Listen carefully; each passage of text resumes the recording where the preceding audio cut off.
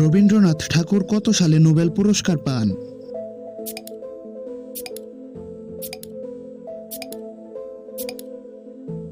রবীন্দ্রনাথ ঠাকুর Nobel পুরস্কার পান 1913 সালে।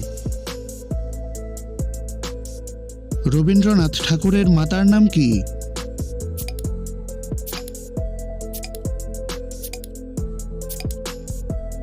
রবীন্দ্রনাথ ঠাকুরের মাতার নাম হল সারদা দেবী।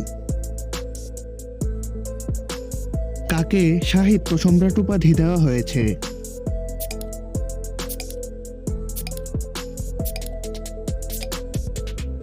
সাহিত্য সম্রাট উপাধি দেওয়া হয়েছে বঙ্কিমচন্দ্র চট্টোপাধ্যায়কে। বাংলা ভাষার আদি কবি কে?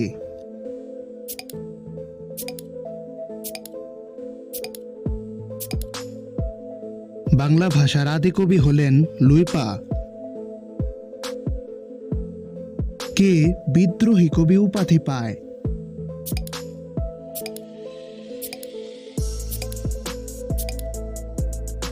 বিদ্রোহী কবির উপাধি পায় কাজী নজরুল ইসলাম।